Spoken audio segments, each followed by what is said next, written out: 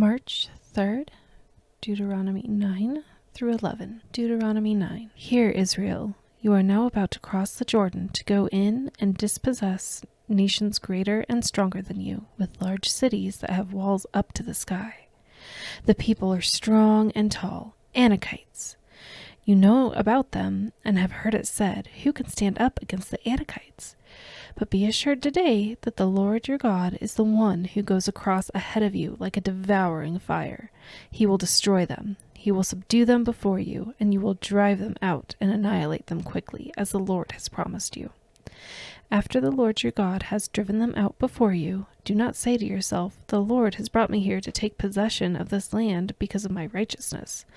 No, it is on account of the wickedness of these nations that the Lord is going to drive them out before you. It is not because of your righteousness or your integrity that you are going to take possession of their land, but on account of the wickedness of these nations, the Lord your God will drive them out before you to accomplish what he swore to your fathers, to Abraham, Isaac, and Jacob. Understand then that it is not because of your righteousness that the Lord your God is giving you this good land to possess, for you are a stiff-necked people. Remember this and never forget how you aroused the anger of the Lord your God in the wilderness. From the day you left Egypt until you arrived here, you have been rebellious against the Lord. At Horeb you aroused the Lord's wrath so that he was angry enough to destroy you. When I went up on the mountain to receive the tablets of stone, the tablets of the covenant that the Lord had made with you, I stayed on the mountain 40 days and 40 nights. I ate no bread and drank no water. The Lord gave me 2 stone tablets inscribed by the finger of God. One of them were all commandments the Lord proclaimed. On them were all the commandments the Lord proclaimed to you on the mountain out of the fire on the day of the assembly. At the end of the 40 days and 40 nights, the Lord gave me the 2 stone tablets, the tablets of the covenant. Then the Lord told me, go down from here at once, because your people whom you brought out of Egypt have become corrupt. They have turned away quickly from what I commanded them, and have made them an idol for themselves. And the Lord said to me, I have seen this people, and they are a stiff-necked people indeed. Let me alone, so that I may destroy them and blot out their name from under heaven. And I will make you into a nation stronger and more numerous than they. So I turned and went down from the mountain while it was ablaze with fire, and the 2 tablets of the covenant were in my hands. When I looked, I saw that you had sinned against the Lord your God, for you had made for yourselves an idol cast in the shape of a calf. You had turned aside quickly from the way that the Lord had commanded you. So I took the 2 tablets and threw them out of my hands, breaking them into pieces before your eyes. Then once again I fell prostrate before the Lord for 40 days and 40 nights. I ate no bread and drank no water, because of all the sin you had committed, doing what was evil in the Lord's sight, and so arousing his anger. I feared the anger and wrath of the Lord, for he was angry enough with you to destroy you. But again the Lord listened to me, and the Lord was angry enough with Aaron to destroy him. But at that time I prayed for Aaron too. Also I took that sinful thing of yours, the calf you had made, and burned it in the fire. Then I crushed it and ground it into powder as fine as dust, and threw the dust into a stream that flowed down the mountain. You also made the Lord angry at Taberah, at Massa, and at Kibroth Hattaavah. And when the Lord sent you out from Kadesh Barnea, he said, go up and take possession of the land I have given you. But you rebelled against the command of the Lord your God. You did not trust him or obey him. You have been rebellious against the Lord ever since I have known you. I lay prostrate before the Lord those 40 days and 40 nights, because the Lord had said he would destroy you. I prayed to the Lord and said, Sovereign Lord, do not destroy your people, your own inheritance that you redeemed by your great power and brought out of Egypt with a mighty hand. Remember your servants, Abraham, Isaac, and Jacob. Overlook the stubbornness of this people, their wickedness and their sin. Otherwise, the country from which you brought us will stay, because the Lord was not able to take them into the land he had promised them, and because he hated them, he brought them out and put them to death in the wilderness.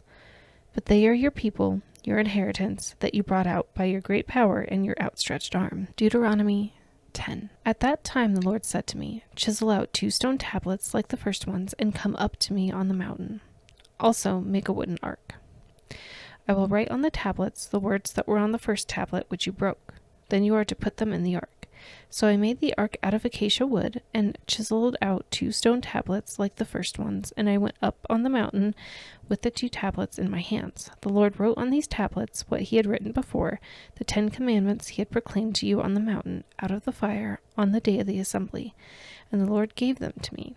Then I came back down the mountain, and put the tablets in the ark I had made, as the Lord commanded me, and they are there now. The Israelites traveled from the wells of Bene-Jaakan to Mosera. There Aaron died and was buried, and Eleazar the son succeeded him as priest. From there they traveled to Gudgoda and on to Jotbatha, a land with streams and water. At that time the Lord set apart the tribe of Levi to carry the ark of the covenant of the Lord, to stand before the Lord, to minister and to pronounce blessings in his name, as they still do today. That is why the Levites had no share or inheritance among their fellow Israelites. The Lord is their inheritance, as the Lord your God told them. Now I had stayed on the mountain 40 days and 40 nights, as I did the first time. And the Lord listened to me at this time also. It was not his will to destroy you. Go, the Lord said to me, and lead the people on their way, so that they may enter and possess the land I swore to their ancestors to give them. And now, Israel, what does the Lord your God ask of you, but to fear the Lord your God, to walk in obedience to him, to love him, to serve the Lord your God with all your heart and with all your soul, and to observe the Lord's commands and decrees that I am giving you today for your own good? To the Lord your God belong the heavens, even the highest heavens, the earth and everything in it. Yet the Lord set his affection on your ancestors and loved them, and he chose you, their descendants, above all the nations, as it is today. Circumcise your hearts, therefore, and do not be stiff-necked any longer, for the Lord your God is God of gods and Lord of lords, the great God, mighty and awesome, who shows no partiality and accepts no bribes. He defends the cause of the fatherless and the widow, and loves the foreigner residing among you, giving them food and clothing. And you are to love those who are foreigners, for you yourselves were foreigners in Egypt. Fear the Lord your God and serve him. Hold fast to him and take your oaths in his name. He is the one you praise. He is your God, who performed for you those great and awesome wonders you saw with your own eyes. Your ancestors who went down into Egypt were 70 in all, and now the Lord your God has made you as numerous as the stars in the sky. Deuteronomy 11. Love the Lord your God, and keep his requirements, his decrees, his laws, and his commands always. Remember today that your children were not the ones who saw and experienced the discipline of the Lord your God, his majesty, his mighty hand, his outstretched arms, the signs he performed, and the things he did in the heart of Egypt, both to Pharaoh, king of Egypt, what he did to the Egyptian army, to its horses and chariots, how he overwhelmed them with the waters of the Red Sea as they were pursuing you, and how the Lord brought lasting ruin on them. It was not your children who saw what he did for you in the wilderness until you arrived at this place, and what he did to Dathan and Abiram, sons of Eliab, the Reubenite, when the earth opened its mouth right in the middle of all Israel and swallowed them up with their households, their tents, and every living thing that belonged to them. But it was your own eyes that saw all these great things the Lord has done. Observe, therefore, all the commands I am giving you today, so that you may have the strength to go in and take over the land that you are crossing the Jordan to possess, and so that you may live long in the land that the Lord swore to your ancestors to give to them and their descendants, a land flowing with milk and honey. The land you are entering to take over is not like the land of Egypt from which you have come, where you planted your seed and irrigated it by foot as in a vegetable garden, but the land you are crossing the Jordan to take possession of is a land of mountains and valleys that drinks rain from the heavens. It is a land the Lord your God cares for. The eyes of the Lord your God are continually on it from the beginning of the year to its end. So if you faithfully obey the commands I am giving you today, to love the Lord your God and to serve him with all your heart and with all your soul, then I will send rain on your land in its season, both autumn and spring rains, so that you may gather in your grain, new wine, and olive oil. I will provide grass in the fields for your cattle, and you will eat and be satisfied. Be careful, or you will be enticed to turn away and worship other gods and bow down to them.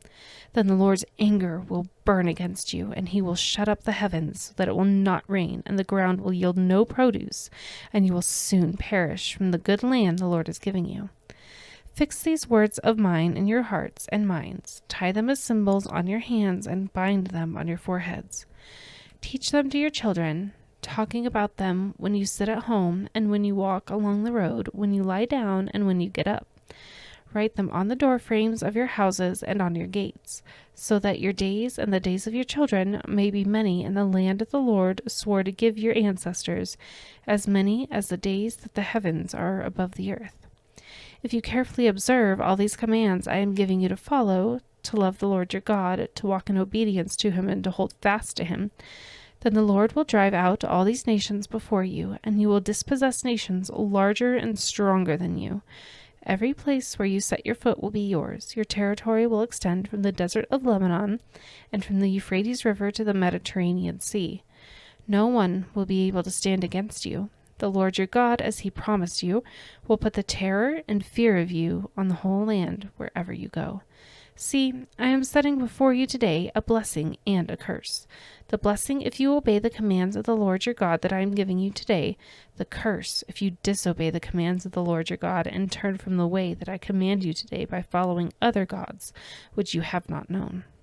When the Lord your God has brought you into the land you are entering to possess, you are to proclaim on Mount Gerizim the blessings and on Mount Ebal the curses. As you know, these mountains are across the Jordan westward toward the setting sun, near the great trees of Morah, in the territory of those Canaanites living in the Arabah in the vicinity of Gilgal. You are about to cross the Jordan to enter and take possession of the land the Lord your God is giving you.